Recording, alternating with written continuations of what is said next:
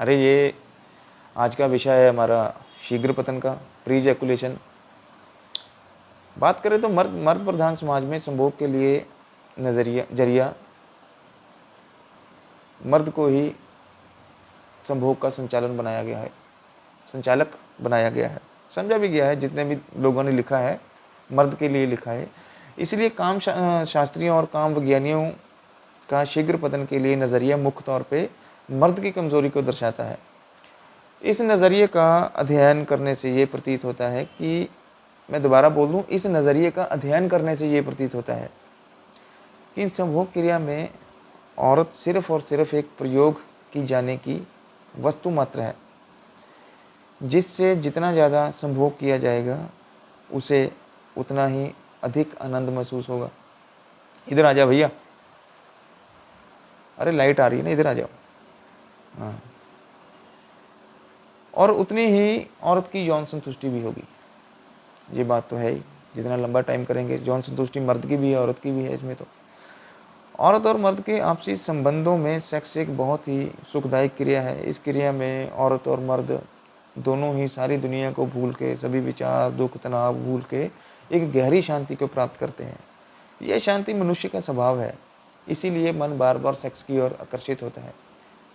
अब बात यह है, जिसकी तो शादी हो गई, जहाँ चलो ये बात छोड़ो, मतलब जिसने तो सेक्स किया उसको तो शांति मिल गई। जिसकी शादी नहीं हुई, जिसके पास सेक्स करने का कोई साधन नहीं है, उसको शांति कैसे मिले भाई? उसके लिए एक और तरीका है, वो है योग। उसकी बड़ी बात ये है, योग में ये शांति है ना, जो स्थायी तौर पर एक लंबे टाइम के लिए मिल जाती है, थोड़े समय में लंबे टाइम के लिए।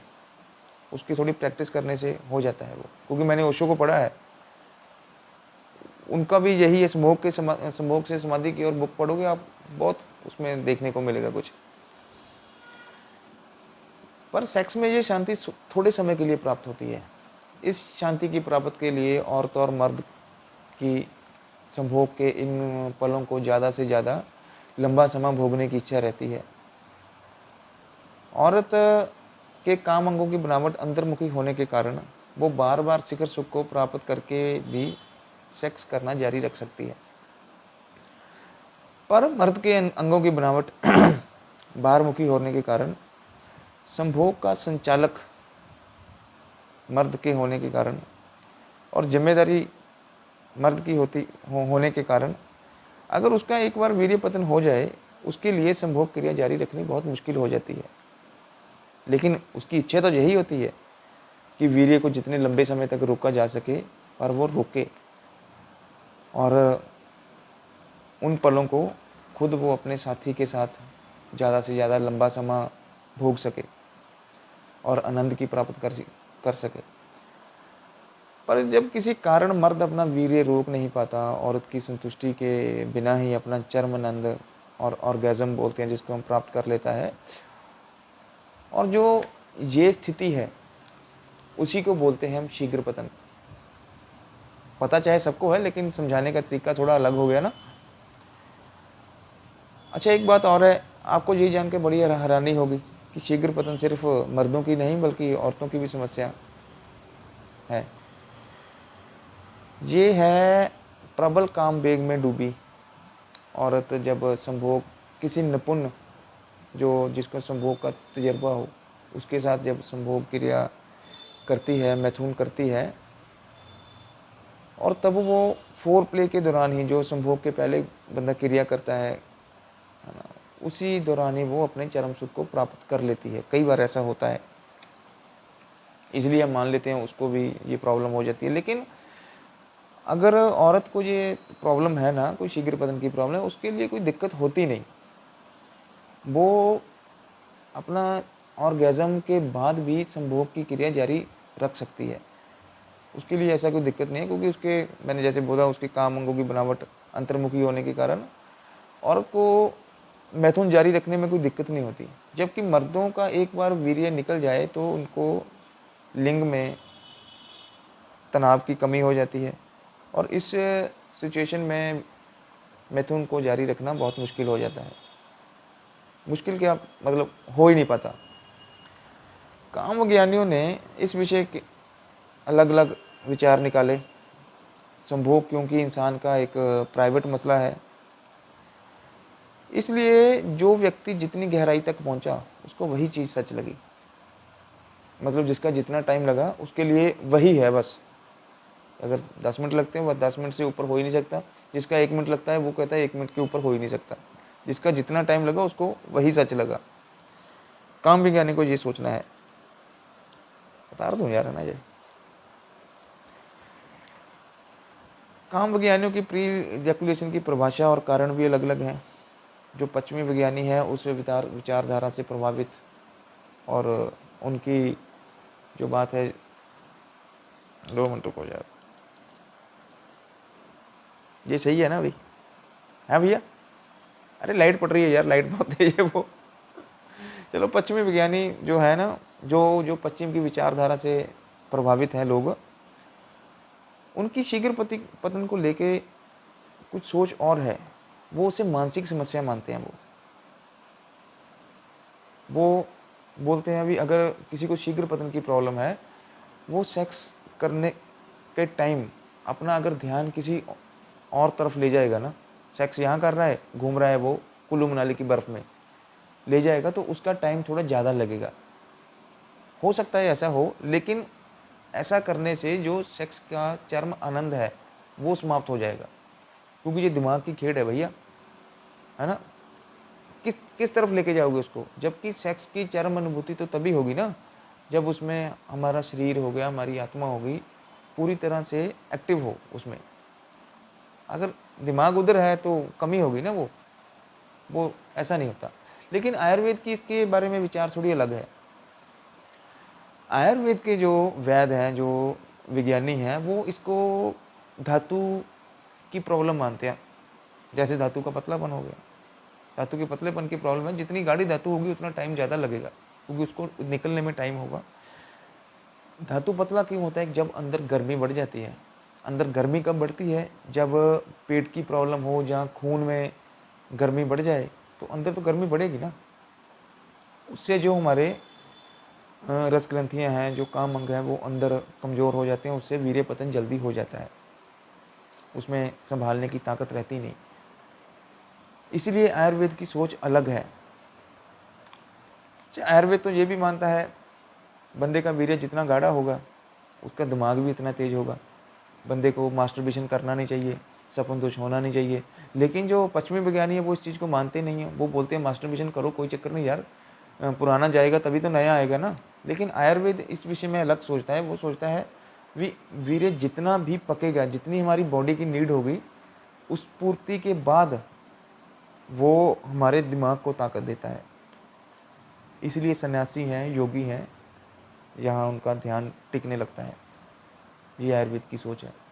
ये दो सोच अलग अलग है, ये कभी मिल नहीं सकती। वैसे भी मेरा तो मानना है, मेरा नहीं, हमारे गुरु जी का भी, हरजिंदर मीत सिंह जी का, जिनको मैं गुरु मानता हूँ, वो गुरु है मेरे, उनका भी यही है भी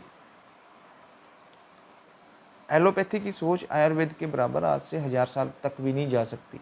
जो उन्होंने खोजें 1000 साल पहले कर दी, वो अभी भी नहीं हो सकता, वो उसके नज़दीक भी नहीं पहुँच सकते वो। इसलिए यार मैंने नोट्स बनाया था, मेरी गाड़ी पता नहीं किसी और ही पटरी पे चल जाती है, भी मैं उसी पे टिका रहूँ मैं।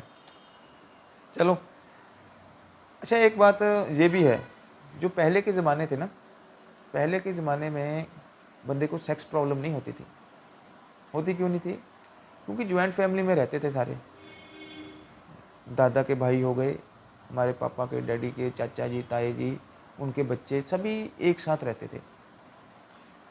और बहुत बड़ा सारा, जिसको पंजाबी में बेड़ा बोलते हैं, वहीं पे इकट्ठे सोते थे मंजे लगा के। और जब शादी होती थी किसी की, तो सेक्स करने का, मैथुन करने का मौका बहुत कम मिलता था। कभी मिलता था 3-4 महीने में, 6 महीने में। लेकिन जब इतनी देर बाद मौका मिलता था, तो जो काम होता था ना बंदे का, चरम सीमा पे होता था वो। उनको कोई ऐसी दिक्कत होती नहीं थी, क्योंकि सेक्स भी कम करते थे, लेकिन जब करते थे तो अच्छे से होता था। उनको कोई ऐसी सेक्सुअल प्रॉब्लम होती नहीं थी। उस समय में काम का मतलब ऐसा नहीं था भी कोई आनंद चाहिए या मज़े के लिए करना है। उस समय काम का मतलब था कि बच्चे चाहिए हमको, बस यही मतलब था उसका। बच्चा हो जाता था फिर भी मौका लगता था, लेकिन आज मौसम का थोड़ा माहौल बदल गया है। चाहे हम सभी जॉइंट फैमिली में रहते हैं, लेकिन फिर भी हर एक के पास अपना अलग कमरा है, वहीं पे रहेगा। कोई प्राइवेसी बढ़ गई है, बंदा कर सकता है, इसलिए सेक्स प्रॉब्लम भी ज़्यादा हो गई। बाकी हमारा खाना बना ऐसा हो गया, चाइनीज़ आ गया, तला तुला जैसे भी खाते हैं, पेट की प्रॉब्लम हो जाती है, गर्मी बढ़ जाती है। और वीर्य, हम बोलते हैं वीर्य के पतलेपन हो जाता है, लेकिन वीर्य पतला हो कैसे जाता है भाई? मैं खाता हूँ, दूसरा भी खाता है, लेकिन मेरा पतला हो गया, उसका क्यों नहीं हुआ? इसमें ये है ना, बंदे की खाने पीने की थोड़ा चक्कर हो जाता है। जैसे बंदे में गैस बनने लगी, अंदर गर्मी बढ़ जाएगी, वो प्रॉब्लम हो जाएगी। किसी की इम्यूनिटी उसको बर्दाश्त कर लेती है, किसी की नहीं करती। अच्छा, एक बात, जिसको एसिडिटी बनती होगी, गैस बनती होगी, उसका 99% है उसका वीर्य में पतलापन आ जाएगा। और पतले वीर्य में ज़्यादा टाइम लगाना मुश्किल हो जाता है, उसके लिए तो बंदा इलाज करवाएगा, दवा खाएगा, तभी होगा। और एक बात ये भी है, अंग्रेजी इलाज इसमें नहीं है मेरे हिसाब से। मेरे पास पिछले 8-10 दिन में, 8-9, मैं बाहर गया था, 9 दिन में कम से कम नहीं 8-10 ऐसे लड़के लोग आए होंगे जिसको ये प्रॉब्लम थी रिजेकुलेशन की। अच्छा, मैं हैरान हो गया देख के, देखता हूँ तो पहले भी हूँ, लेकिन इतनी इतनी इतने लोग आते नहीं मेरे पास ऐसे एक एक ही बीमारी के लिए। उनको प्रॉब्लम थी यही, और सभी की उम्र थी 25 से 30 साल की, सभी की उम्र थी। मैं जब देखा उनको खाने पीने का क्या था, उनका ज़्यादातर लोगों में एसिडिटी की प्रॉब्लम थी, इसीलिए उनको ये प्रॉब्लम हुई। अच्छा, अभी हमने पेट की प्रॉब्लम की बात करी, अभी हम बात करेंगे इसका इलाज क्या है। शीघ्र पतन का इलाज क्या है, क्या इसका इलाज है, अगर है तो क्या है। इस वीडियो में थोड़ा सा इलाज बताऊंगा, नहीं वीडियो बहुत लंबी हो जाएगी, छोटे छोटे इलाज बताऊंगा। और इसके पार्ट 2 में हम एक पूरी वीडियो बनाएंगे जिसमें कि पूरा बताऊंगा आपको मैं। नहीं, आपको तो बता दूंगा ना आज ही। चलो हम दूसरी वीडियो बनाएंगे, उसी उसी में बात करेंगे, अभी जो टाइम भी काफ़ी हो गया। आज छोटे छोटे मैं बता देता हूँ, क्योंकि वीडियो पूरी तो होगी ना। आंवला और मिश्री खाएं दिन में 2 टाइम पानी के साथ, ठंडे पानी के साथ, बहुत अच्छी रहती है वो। और अश्वगंधा, नगौरी अश्वगंधा 1 चम्मच हो गया, इसबगोल का बुरादा हो गया 1 चम्मच हो गया। और चंद्रप्रभा बटी 2 ले लो, दूध के साथ ले लो, गुनगुने दूध के साथ ले लो, अरे बहुत अच्छा रिजल्ट है उसका। और जो उड़द की दाल होती है ना, उसको भिगो के रखेंगे, जैसे वो अंकुरित होती है, अंकुरित हो गई, उसके उसमें थोड़ी सी अपना मिश्री मिक्स करके उसको रगड़ के उसको खा लो, उसका बहुत अच्छा रिजल्ट मिलेगा आपको। समुंदर शोक होता है, समुंदर शोक के बीज लेके 3 से 5 ग्राम या 6 ग्राम बीज ले लो, उसको भिगो के रख दो। जब वो लुआवदार बन जाएंगे ना, थोड़े गोंद के जैसे बन जाएंगे, उसको 5-6 ग्राम मिश्री लेके उसको अच्छी तरह से मिक्सी में कर लो, चाहे उसमें जैसे खरल में हम पीसते हैं, अच्छी तरह रगड़ के उसको खाइए दूध के साथ, वो बहुत अच्छा रहेगा। आपका गैस है, हाँ वो बहुत अच्छा रहेगा वो। अच्छा, ये तो है, छोटे छोटे नुस्खे हैं ये। अभी थोड़ा अगर भस्म बताऊँ मैं, भंग भस्म ले लो 2 रत्ती, 1-1.5 रत्ती या 2 रत्ती ले लो, चांदी भस्म ले लो। और काम चूड़ामणि रस, ये तो नीचे क्यों बैठा है यार, काम चूड़ामणि रस 2 ले लो, इसको मलाई के साथ खा लो, ये बहुत अच्छा रहेगा। अगर थोड़ा और चेंज कर दें इसको, जैसे बोलते हैं शुद्ध भांग ले लो 10 ग्राम, बबूल की गोंद हो गई, और चुनिया गोंद होती है एक, वो उधर मनाली तरफ एक दरख्त है, मैंने वहाँ पे देखी थी। और रूमी मस्तगी है ना, वो 3-3 ग्राम ले लो। ये इमली के जो बीज होते हैं, जो हम इमली खाते हैं, उसके बीज को थोड़ा गर्म करेंगे ना, जैसे हम भूनते हैं, उसके ऊपर वाला छिलका निकल जाएगा, उसकी अंदर की गिरी, इमली के बीज की गिरी, जामुन की गुठली, ये दोनों 6-6 ग्राम, और शुद्ध केसर 1.5 से 2 ग्राम ले लो, और सबको अच्छी तरह गुलाब जल में रगड़ लेना है। पहले उनका पाउडर कर लेना है, पहले जितना जितनी क्वांटिटी में बताया मैंने, बाद में उसका अच्छी तरह गुलाब जल में रगड़ो और गोली बना लो, जैसे काला चना होता है। बस 2 से 3 गोलियां खाओ रात को दूध के साथ, इसका रिजल्ट बहुत अच्छा है। थोड़े हिसाब से खाना, भांग है ये, 10 दिन खा के 5-6 दिन छोड़ देना, ये बहुत अच्छा रिजल्ट है इसका। और सत ग्लो, ये तो मोतियों जैसा काम करता है, हमारे डॉक्टर साहब बोलते हैं, अच्छी तरह सतगलो बना हो, हरजिंदर मीत सिंह जी, और ये मोतियों जैसा काम करता है। मैंने यूज़ भी किया है, बहुत अच्छा रिजल्ट है इसका। सतगलो, छोटी इलायची, मगंग, अदरक पसम सौंफ उठी, लो पसम सौंफ उठी और मिश्री, ये सारा कुछ समभाग करके इसको 1.5 ग्राम 1 ग्राम ले लो, वो खाओ, शहद के साथ खाओ। इससे शीघ्र पतन की तो प्रॉब्लम ठीक होगी होगी, इससे हमारा दिल, दिमाग और जिगर की क्रिया भी बहुत अच्छी होगी। रंग है बंदे का वो पूरा निखर जाता है, फेस पे कोई शाई वगैरह होगी, जो कोई कालापन होगा, आंखों की कमज़ोरी होगी, ये बहुत अच्छा होगा। रंग भी लाल निकल आएगा इससे पूरा। ये मेरा बहुत बारी यूज़ किया हुआ है, बहुत मेरा अच्छा योग है ये।